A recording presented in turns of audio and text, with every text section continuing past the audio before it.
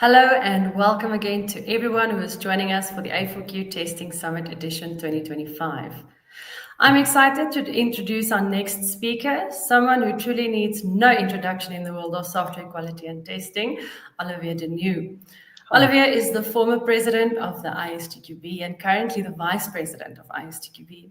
He also serves as the president of the CFTL. So Olivier is not just a speaker, he's a major contributor to the software testing community. And today he will be presenting us with an interesting topic he calls life in plastic. Before I give over to you, Olivier, I just want to remind everybody that there's a Q&A session at the end, so pop your questions into the chats. And then, Olivier, I hand over to you. I look forward to hear what you have to share with us. Thank you so much, Lily, and hello, everyone. It's a real pleasure to be with you this morning. And without further losing anyone's time, let's go deep diving into life in plastic. Let's start with a personal story. You know, I'm a father of two beautiful girls, and they know that for my birthday, they know that I love, these Lego bricks. I was a fan of Lego since I was a young kid, and they decided to treat me by offering me two wonderful set of bricks. One is the Quiet Garden, kind of Japanese tea house in kind of a bonsai pot with the sakura blooming everywhere, and a pot of orchid. This kind of theme is especially what I liked, and I was, of course, very, very happy with the treat. So I decided to start building these beautiful Lego sets, and the engineer in me, just went back to surface at a certain moment in time, and it was in the very beginning of the model, actually. When I was starting to build, I noticed that there was this little plate that you see there on my screen, the yellow 6x2 studs.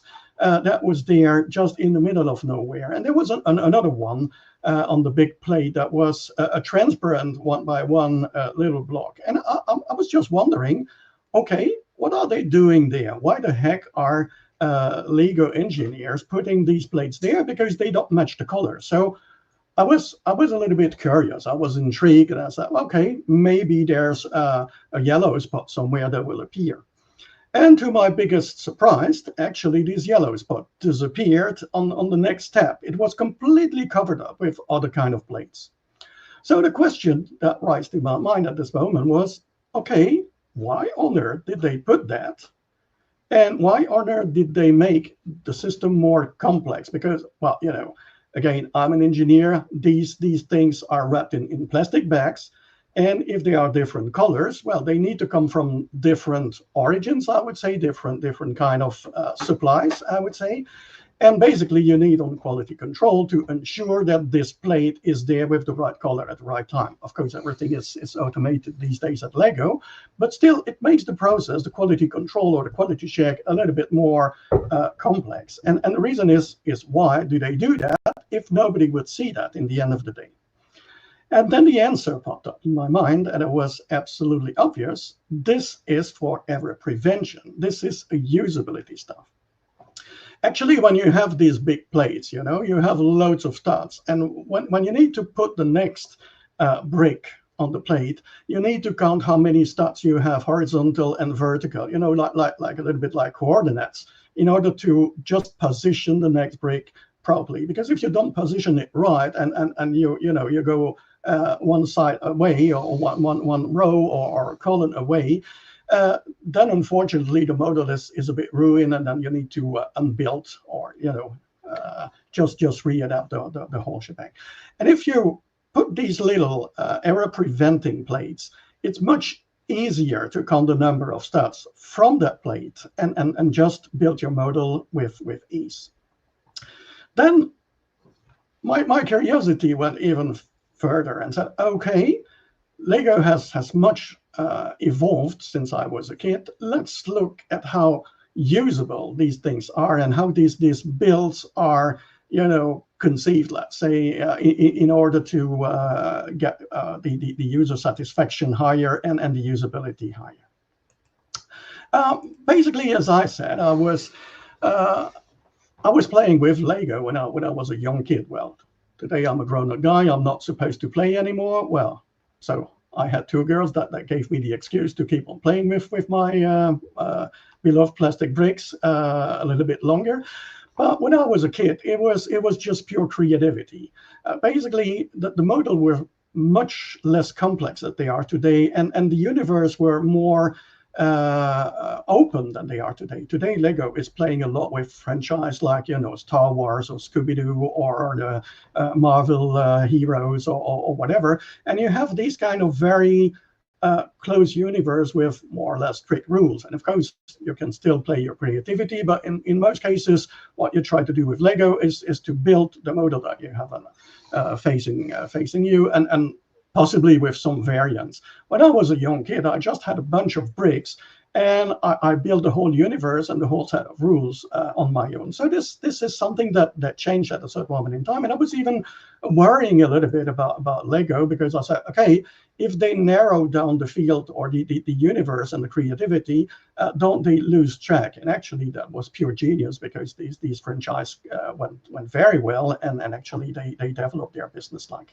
hell.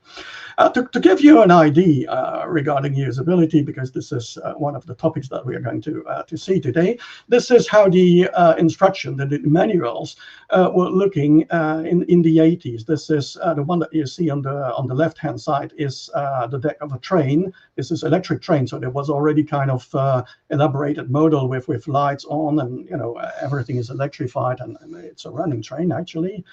But as you can see, if you look at the second part of the figure, it's pretty difficult to know how you put these wet bricks next, and you need to go one level down, one step down, in order to understand and be able to count the number of steps so that you can position that properly, because this is kind of symmetric model. So that's on that side, this is easier, and still it was pretty at the time, but you'll see how they evolved. If you look on the right hand side, you would see for the axis, the big plastic stuff that is very on the very top of the slides are counted in number of studs, and this is to tell you which kind of axis you should use to keep the wheels of the truck aligned, and these kind of things.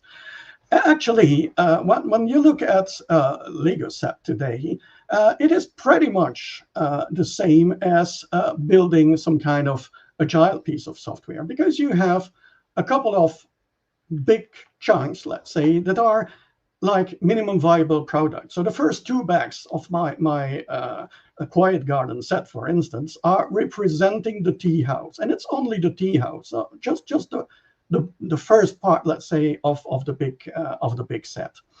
And you can compare this to a kind of iteration or two iterations maximum. And then you have the second minimum viable product that would be from bag 3 to 9, and that you have the tea house that is located in a garden with a pond and a little bridge and so on and so forth. And the third minimum viable product, which is, by the way, the end delivery, is made of bag 11 and 10 and 11. And then you have all the embellishments, the sakura tree and the pine tree and the flowers and bamboo and so on and so forth. So this is something that is very, very much split into usable part into separate parts. Basically speaking, of course, if you want to play, and well, I'm not that crazy, so I didn't make my burned on chart and all these kind of things, but you can very easily relate to that if you look at your Lego brick and see the product increment, see what's in the sprint backlog and the product backlog all in all, and have a clear vision on what a project looks like. So that's very kind of agile way of building a product, which is kind of interesting. But let's see how agility is now meeting user experience, and how they made this usability practices at work in the Lego bricks. So when talking about usability, you immediately think of people like Jacob Nielsen, Danish engineer, or Don Norman, for instance, and together they now have a company in the US which is called NNG Group, NNG.com. Well, I highly recommend that you go to this NNG.com website if you're keen on usability, and get their newsletter. Very interesting, very usable. They tell you how much it will take to read their contents and so on and so forth. And one of the things that Nielsen built years ago was the usability heuristic. So this is not something that is proven mathematically, but these are things that are verified by experience. And these usability heuristics are basically, well, I would say common sense, though I would say that there's as many common sense as there are people in the world, but we share something in common, and we like to have something that is effective. So if we want to use a product, and I'm not even speaking about a software product per se, but it can be any kind of tool or product that you have in real life, like a glass, a hammer, whatever kind of tool you would like to manipulate, or a piece of software, of course. It needs to be effective. So you need to achieve a desired goal. You're using the product to do something, to achieve something, and that's very important. And the second characteristic is efficiency. So not only that you want to achieve something, but you want to achieve it as quickly and as easy as possible. And this efficiency part is, of course, something that makes a difference. And if your life is easier, it's getting easier because the product is well designed, then you're probably happier, and we'll come to that characteristic a bit later. Learnability is also very important, and this made a difference with the smartphones, for instance, because the smartphones are easy to learn. Even a small kid today can just tap on the smartphone and get something happening and get the app running and so on and so forth. So that's how easy it is to understand and to learn how the thing is going. And of course, on the opposite, you have products that are very hard to learn, and when the learning curve is very, very long and very, very steep sometimes, and then you have to invest a lot of time and effort in order to master the product and master the usage. And of course, sometimes it's justified because what you want to achieve requires, of course, a certain investment on your side, like studying. Well, of course, you need to take a couple of years of university or high school or whatever to get your degree. So this is that sort of investment. But most people would like to have something that is quick and easy. Memorability is also something that is quite important, because if you've done it once, you don't need to reinvest all over again to do it a second time. And that repeatability, and that easy repeatability is something that is very important for most people. And then you have the error handling, and error handling is how it helps user recover from errors. We are human beings. We all make mistakes. We all make errors. Sometimes we press the wrong button. Sometimes we just call the wrong function. And well, we need to have a good hand there to help us recover, or to have our back, let's say, covered. And in the end of the day, all of these characteristics come to one, that is the user satisfaction, which is kind of, wrapping up all these characteristics at one, plus enlarging the experience, the total experience, which is called user experience. It's not only usability, it's the whole experience that you have with whatever product you're manipulating. And this user satisfaction is, do you like it, and would you recommend it? And that this is the like effect on social media or e-commerce platforms. And if you recommend it, more people buy, so that you reach your goal in the end of the day. So that's these are the characteristics, and these characteristics are very well implemented within the Lego products. Actually, they learn from that, and they implemented that in the product. So let's have a look. For instance, you have this Lego tool. It did not exist when I was a young boy, and I learned how to unfix plates the hard way. You need to use your nails, and especially if the plates are brand new, they really stick together like if they are glued. So you need to use your nail and scratch your fingers and so on and so forth. This was not easy. And this tool is kind of jack of all trades. You can unfix any kind of plates, whatever they are put, even in the middle of a big plate.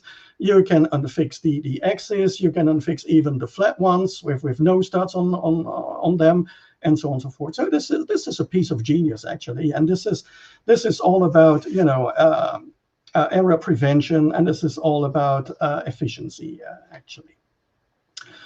If you look at the way that the sets are conceived and are made, actually, you see that it's very modular. I told you that you have a couple of minimum viable products all the way around, and it's very modular. You have a bag, and in that bag you have the exact number of pieces that you need to start assembling the set. So you have a limited amount of bricks or plates that you have to look for when you need to build a couple of first steps in the model and the next one coming. When I was a young kid, I had a big box of Lego, and my pleasure was to, put the big box upside down and get hundreds, or if not thousands of these bricks all over the floor and start building my universe. Of course, the payload was that if I needed to look for a special kind of brick or a special piece that was in limited amount, then I needed to, search into the big heap of Lego and try to find it, which is exactly the opposite of what is implemented there. And the second payload was that in the end of the day, when the hero go to bed, well, I think that's it was to put all the bricks back in the big box, which was the unpleasant part of the journey, I would say. Also, the engineer is me. After all, I'm still an engineer. Is really amazed about this structural cohesion everywhere. It's made to be as robust, as solid as possible, and these plates are crossed in a very clever way so that they back each other and they solidify. They make the whole thing robust and solid. So this is basically about efficiency, effectiveness, learnability, memorability, error prevention as well. You see, these plates are shown in the instruction in such a way that you can't go wrong.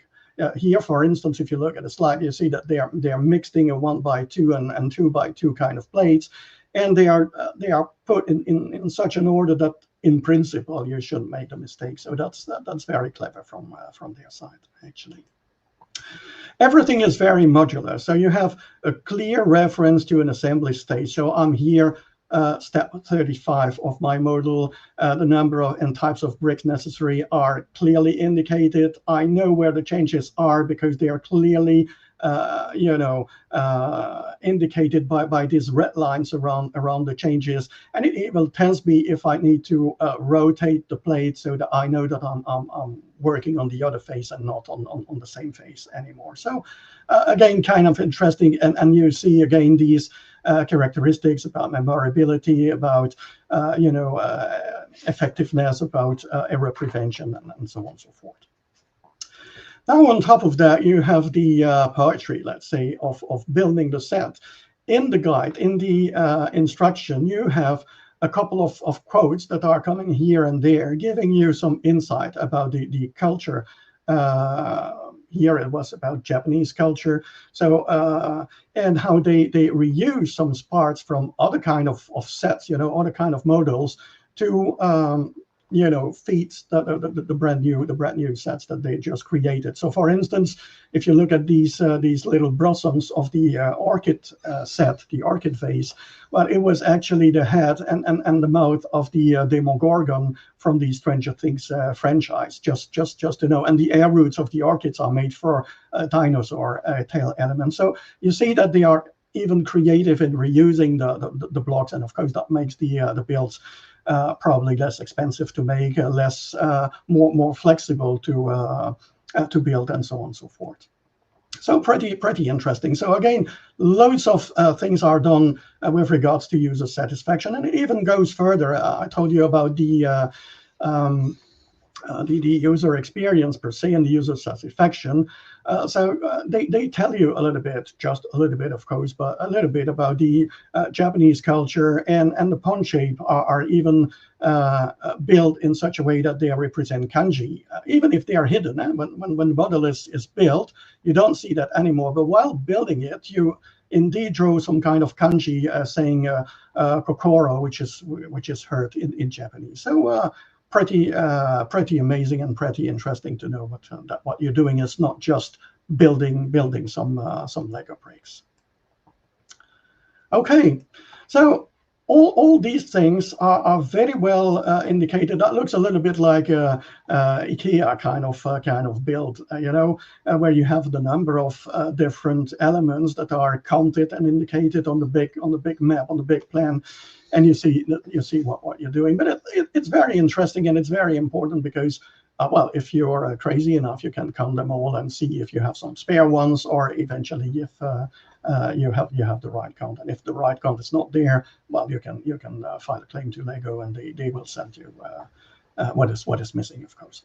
So pretty interesting. So there's a lot to learn and a lot to see in these Lego models, in these Lego sets, with regards to how we design our piece of software and how we deal with the customers, because in the end of the day, this is a very pleasant experience. And I was super happy not only to become the young kid in me again, but also to discover that the grown-up boy or the grown-up man with kind of usability expertise or experience is also pleased to see how they implement and how they inject or communicate these kind of knowledge to the young boys. That's and girls, of course.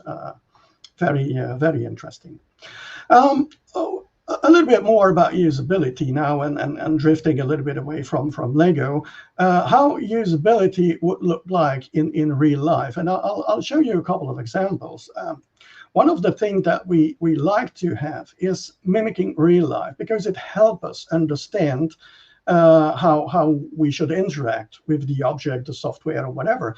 We all have a desktop, we're all working on the desktop, whether it is on a laptop or on a fixed computer, it doesn't matter.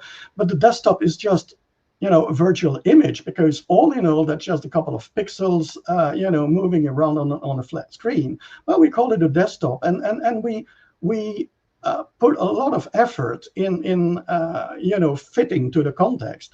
We have a recycle bin. We set mails with an icon that is looking like a real letter, though an email has nothing to do with a real letter, is it? And we have files and folders, and we have antivirus like nice, protecting our computer with their shields, and we have lock pads that are there to help and antivirus protecting our PC from external attacks. And we even have the notion of bugs. Well, though bugs has a physical life before we introduce the full computerized stuff, and we're not playing with a punch card anymore. Well, basically the notion of bug has stayed, though there's absolutely no insect running in my computer these days, but there's a lot of bugs, I guess. And real life helps us understand the world, and sometimes, of course, we misunderstand the world. And I guess that this guy knows how to mow the land, but probably not how to start a vacuum cleaner. Let's see how usability would look like in real life. This is a spot that has been made by Google, and this is the customer experience, customer journey at a supermarket, like e-commerce. Nikan? No. NM1983? No. Zandy Pops? Sorry. Zandy Pops? No, okay, don't worry, I'll help. What's your postcode? Oh, it's a GU749ZT. Welcome back, Nick Forever. Oh, okay. Please listen carefully to the spread lighting screen before continuing with your purchase of a loaf of bread. If you do not, blah, blah, blah. You also agree not to use any bread-based product for any purposes prohibited by United Kingdom law, including without limitation design, development, and manufacture of missiles, chemical, nuclear, or biological weapons. I'm afraid you've timed out. What? Sorry. Hello? Excuse me. Oh, yeah. Hey. Just what, though, sir? Yeah, we just... What's your username? It's Nick Forever, but number 4, not the... Gotcha. Yeah. Okay. I'm just going to check that you're a real person. Could you say that for me? It's not even a word thing. How about this one? You know what? Forget it. What, this one? I think I'd pot of mice. You're in. Great, I'm in. £8.85. It's supposed to be £98. That's express delivery. What's that? Oh, well, it's express delivery. So there's standard. Standard delivery. That's £4.99. Why? Bread insurance. You didn't untick the don't decline bread insurance option. You know what? I think I'll risk it. It is quite close to the sell by date. Don't care. 98 pence it is. If you want to pop back in 5 business days, it'll be ready for your collection. Well, I need it now, obviously. Oh, okay. You want the take-home today price? They're about £2.47. You know what? I'm going to go. Come back soon. Sure. If you build your product that way, I'm pretty sure that the customer will not be returning, and I think that they would leave very, very easily. So this is a very interesting way to show you how your product could improve, and what you force your customer to go through sometimes by just thinking good practice or whatever. We don't realize how the customer experience, the user experience, is all about. Another very important part of usability is getting feedback. We need to know what's happening. Sometimes, it's absolutely frustrating. It's absolutely terrible to have something happening on your computer and you don't know where it is. You don't know what's going on. You don't even know if the PC is still running, or if the process is completely, getting out of control. And having these feedback kind of controls or displays help you understand what is going on and help you wait a little bit, because waiting time is now more and more difficult for loads of people. It comes to the next one, which is being in control. It's very important that you are the puppet master in the end of the day. You are in control of what is going on, and you always have the possibility to say, hey, I'm not willing to do that. Maybe not. This is not what I want. Let's stop that. Of course, we all understand that there are operations that cannot be reversed. If you decide to erase something, well, recovering is a little bit more difficult. It's not a fate. There are backups, there are ways to get the solution back, and so on and so forth. But at a certain moment in time, we know that there are things that are done once forever. But this is also important that we are notified about that. So that's about feedback, and it's about being in control. Yes, I really want to delete this data. Or, well, maybe not. Maybe it's I need to think twice. I'm a gamer, and if I have many different consoles at home and many different brands at home, because I love computer games. Actually, I'm not a very good gamer, but I love computer games. I love to see the story and so on and so forth. And one of the things that is absolutely frustrating, if you look at all these pads, they're all looking alike, more or less.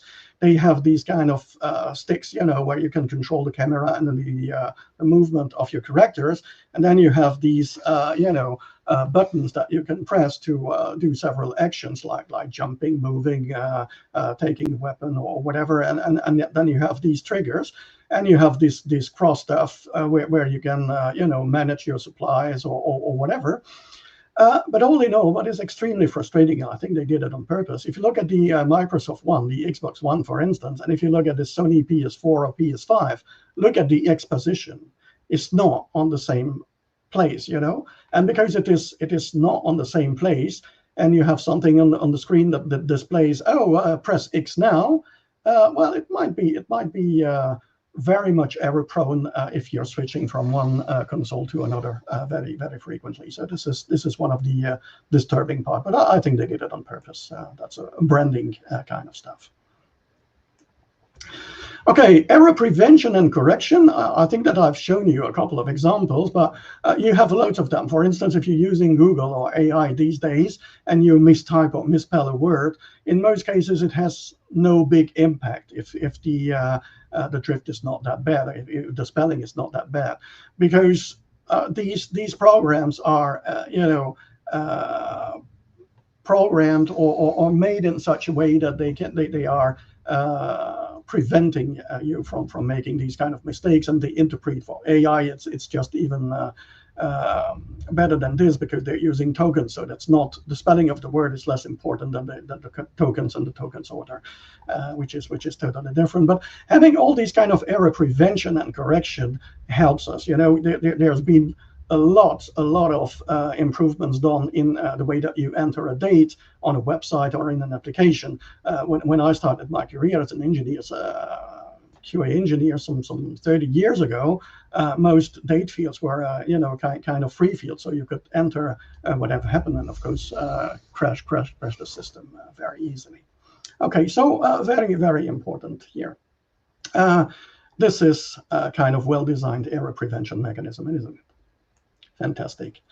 Of course, usability can also be very critical. So basically, if you display on the same dial something like a decimal speed in number of feet per minute and an angle, well, you can easily crash a plane. And this is what happened in 1992 with Airbus 320 that just, crashed because the pilot did not understand that he was talking about descent and not about the descent angle and not descent speed, actually.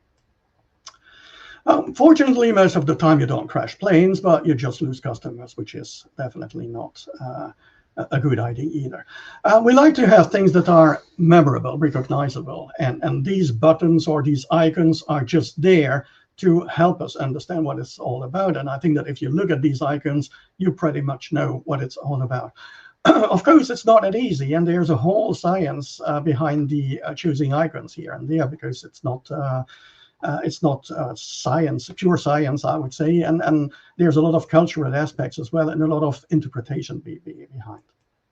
One of the things that we are often confronted with is when you go to the restaurant, you have two pots, and one with salt, one with pepper, and one has 5 holes and one has 1 hole, and there's absolutely no letter, no indication which one has the salt and which one has the pepper. But actually, we all have a theory, we put more salt or pepper, and it should be more, more holes because it's easier to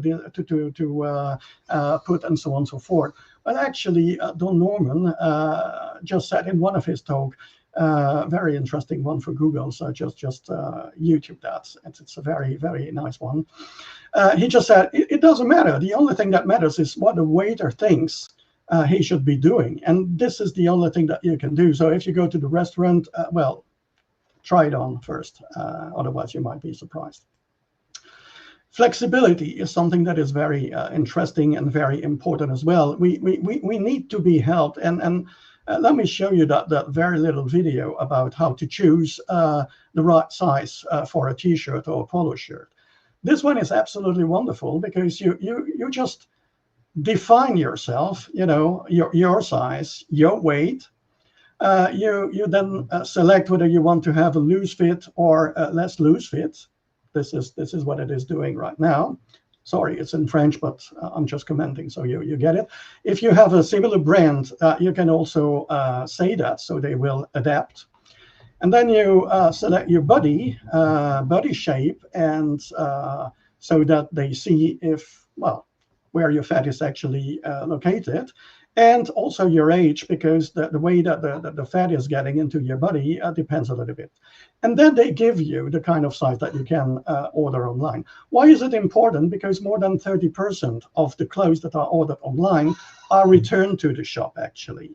And this is something that is absolutely key because it saves the environment, of course. It saves shipping and shipping cost and all these kind of things. And it's also much easier for buying online. So the user satisfaction in the end is way higher. Very, very nice way to implement something that saves a lot of money in the end of the day. Aesthetic and zenitude is also something that is pretty important. And if you build products that are neat and clean, they are more prone to please your customers. Well, it's also very cultural, because if you look at Asian kind of displays, for instance, Asian apps, you see that they are much busier than the kind of European or American kind of apps. And this is more cultural. So it depends a little bit how you perceive the world and how you interact with the world, and what is your, let's say, common interaction with application experience, I would say, previous experience with the application. So you need to be a little bit careful with that, but market studies will help you there. Oh, by the way, the wonderful device that is there on the bottom left of the screen is a juicer. It's been designed by the famous designer Philip Stark for Alice. And well, this is a conversation starter, as they say. So it has nothing to do with a juicer, and I do not recommend to use that as a juicer unless you like to have the fruit juice all around the table, not in your glass. But basically speaking, it's a very expensive object. This is a designer object, so very intriguing.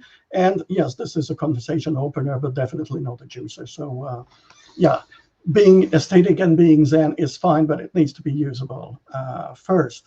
And all these characteristics that I've just described there on top of what has been designed have been implemented in these Lego sets. So that's how usability can be learned from Lego bricks, and how some aspects of designing software can be also learned from a totally different perspective and a totally different universe. And well, I'm coming to the end of my presentation, pretty much on time actually, so I hope that you enjoyed the talk, and I'm now very much ready for your questions. If you have any, more than pleased to hear to that. And for those who want to connect with me or whatever, here are my details. Thank you very much for your attention and being with me this morning. You're amazing. Thank you, Olivier, for providing us once again with an amazing presentation. So let's move over to the questions that we have received from our audience. In the case of the Lego tool, who in a company has the responsibility to gather the customer experience and how to do that? Oh, that's very nice. Very interesting question. Who in a company has the responsibility to gather the customer experience? Well, I think this is, again, some sort of teamwork. In an agile team, you have the product owner. The product owner is there to be the direct relationship to the customer. But sometimes the product owner doesn't know the customer properly or fully. So you have some kind of usability engineers or people who play the usability engineer that use questionnaires, and you have the usability surveys, and you have the real customers that are monitored in the way that they interact with the object or the software. So there are loads of possibilities where you can gather these customer experience. Sometimes even marketing companies are getting a grip on what the customers want. I've been tested a couple of times as a normal customer about the taste of some food or the look and feel or the color scheme of a certain object, and so on and so forth. So there are different ways to gather that. What I would definitely suggest is not playing the role of the customer. The customer is the customer. This is not you. We are all customers per se, but we are not acting and behaving like the customers because we are biased by our own experience, perspective, knowledge, maybe environment, the context of the software or the product, and so on and so forth. So ask the real customers, actually.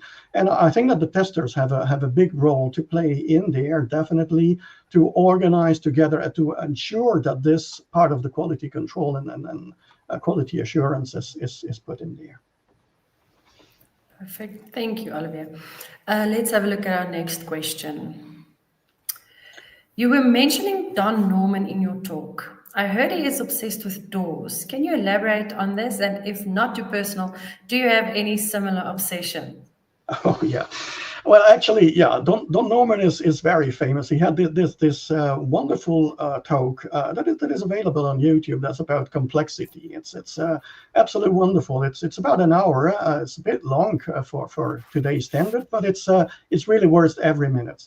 And there he explained that he's obsessed with doors, and well, basically his problem with doors is that there are many ways to open a door. You can push, you can pull, you can slide. There are rotating doors. Sometimes you need to press a knob before you go to you get in, or you need to type a code or something, or badge or whatever. And there are many possibilities. And from a usability perspective, you never know which one. And I guess that all of us have always been, have been once or twice, code there in a situation where, okay, I need to open the damn thing, but how does it work? Especially when you're visiting a company for the first time, you need to press the door and you need to badge there before or after, and so on and so forth. That's the Norman obsession. Actually, I'm not really obsessed with doors, though I had the similar problem. I'm rather obsessed with bathrooms and the facilities in the bathrooms. I cannot count the number of times that I had a cold shower. I'm traveling a lot, and I go to all these wonderful posh hotels they compete on bathroom setups. They need to have a wonderful bathroom so that this is the wow effect. But wonderful bathroom means also wonderful, taps and all these kind of things. And sometimes they are extremely complex to use. And let me tell you a story that happened to me in Peru. We were visiting Machu Picchu, and first we stopped in this wonderful hotel just at the edge of Machu Picchu before taking the coach to go there. And the hotel was having a bathroom, and it was kind of atmosphere. It was not fully light up. It was kind of cozy lightning, I would say. And I had to take a shower. And what I do the first time I enter a bathroom, because I wear glasses, I need glasses at my age, more than one. Well, don't tell my wife. But basically, when I go there, I'm always trying to identify which is the shower gel, which is the shampoo, and which is the conditioner, because I hate conditioner. I don't use conditioner, so I want to avoid this one as much as possible. But I need to memorize, because basically when I remove my glass, I don't take a shower with my glasses. Of course, I suppose that not many of us do that. I need to understand and memorize where the shower gel is and where the shampoo is. And in this hotel, well, I could do that, but I could not understand how the tap was working. There was only one button, and there were two showers, a small one and a big rain shower one. And you need to manage temperature and debit some sort of way, the water flow. And I could not understand how it worked. So I had a cold shower that time. And when returning from the Machu Picchu, I went back to the same room, but it was on the other side of the wall. So let's say that I had the left-handed one upon arrival, and upon return I had the other one. And the light was, defined a little bit different. And then I could see what was on the tap. And there was engraved some kind of magic that you needed to turn in a certain way or push a certain way. I can't remember anymore. And then you could manage the temperature. And then I had a perfect shower this time. So that's my kind of obsession. Oh, what a lovely story, Olivier. All right, let's have a look if there's any other questions that we currently can work through before we have to move on to the next session. Are there environments or external factors influencing usability, and how good products can be told from bad ones in such cases? Oh, that's another interesting one that I did not mention, actually. Well, for instance, when you're building Lego sets, there's a very important environment external factor that is called a cat. If you have a cat, this is a complete disaster, because it goes away with the bricks, or it just makes everything fall down, and then you need to rebuild all over again. Now, this is for the joke and the personal story. With regards more seriously now to usability, well, when you design a product, you never know how and when and where this product will be used. What I mean is that it can be perfectly used in the middle of a desert when you don't have, loads of, place to, hide from the direct sunlight. So the screen, if there's a screen, must be very visible, even in direct sunlight. It can be used in very dark condition, and it can be used in very cold or hot condition. It can be used when people are stressed and overstressed. And there were usability cases, for instance, in the first Iraq war, the Gulf War, in Iraq, there was this Navy ship, and the Navy ship has been under attack, and there's been, fire exchanges with little speedboats here and there. And at a certain moment in time, the guy on the radar just spotted a flight coming, in his opinion, coming to them and in kind of attack mode. When you have a fighter, you just go in descent mode, and you just launch the missiles, and then you try to escape as fast as possible. And this was definitely the kind of routine that he was seeing on the radar, or that he was interpreting by what he's seen on the radar. And at this moment in time, you have very little time to make the decision. And the decision was, okay, shoot them down, which they did. And actually, it was not a kind of firefighter. It was just, a normal plane, a civil plane that drifted a little bit from their road. Okay, you might understand why not drifting from their road in such conditions, but this is what happened.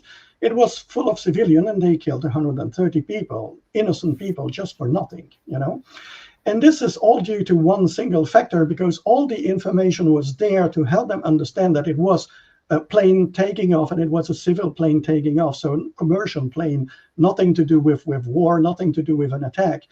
But the display was not clear enough under stress, and they were in very heavy stress conditions. So, and this is the same with gaming. When you play a game and you have a counter ticking or something, you're under stress. And you can see this video on YouTube of gamers that are so upset that they smash the screen, or they just throw the pad away, or these kind of things.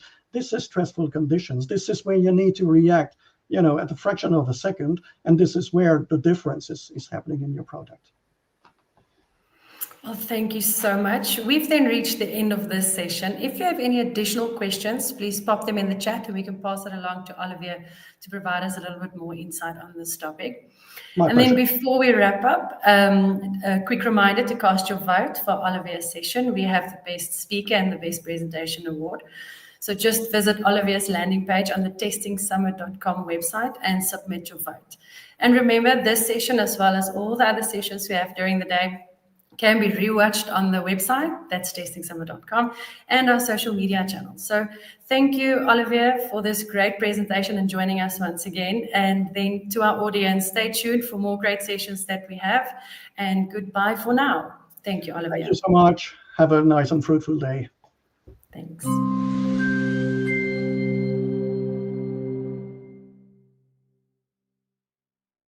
Are you ready to take your ISTQB certification to the next level? Meet ISTQB Prep, your smart AI-powered study companion. Designed for future ISTQB certified testers, ISTQB Prep gives you everything you need to prepare effectively, from realistic exam simulations to AI-driven insights. Practice like it's the real exam. Get timed ISTQB-aligned tests featuring official sample questions so you know exactly what to expect. No more second-guessing. Receive instant feedback with clear explanations, helping you understand why an answer is right or wrong. Stay on track with detailed performance analytics. Pinpoint your strengths, identify areas to improve, and watch your confidence grow. A simple, user-friendly interface makes exam prep effortless. Study whenever and wherever it suits you, right from your desktop. Get access today through GASQ or ISQI, whether as a standalone prep tool or bundled with your ISTQB exam. Study smarter, boost your confidence, pass your exam. Start preparing with ISTQB Prep today.